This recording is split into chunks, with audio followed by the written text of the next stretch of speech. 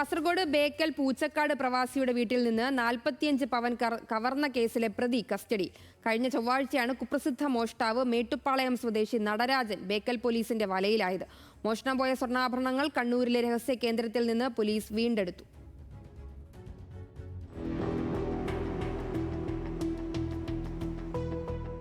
കോയമ്പത്തൂർ മേട്ടുപ്പാളയം ആലങ്കൊമ്പ് കരിമൊക്കൈ സ്വദേശി രാജൻ എന്ന നടരാജനാണ് Bekal station house officer ശിവന്റെ നേതൃത്വത്തിലുള്ള അന്വേഷണ സംഘത്തിന്റെ പിടിയിലായത്.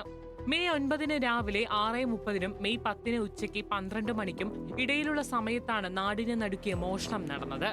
പൂച്ചക്കാട് അരയാൽ തറയിൽ ഹലീമ കെയുടെ വീടിന്റെ വാതിൽ കുത്തിത്തുറന്ന് വീട്ടിൽ സൂക്ഷിച്ചിരുന്ന 45 പവന്റെ സ്വർണ്ണാഭരണങ്ങളാണ് നടരാജൻ കൈക്കലാക്കിയത്. അന്വേഷണത്തിനൊടുവിൽ മെയ് 19 പ്രതിയായ നടരാജനെ പോലീസ് അറസ്റ്റ് ചെയ്തത്. ഇയാൾ മുൻപും നിരവധി മോഷണ കേസുകളിൽ ഉൾപ്പെട്ട സ്ഥിരം കുറ്റവാളിയാണ്. കോടതിയിൽ ഹാജരാക്കി റിമാൻഡിലായ പ്രതിയെ കൂടുതൽ ചോദ്യം ചെയ്യുന്നതിനായി മെയ് 22 പോലീസ് കസ്റ്റഡിയിൽ വാങ്ങി.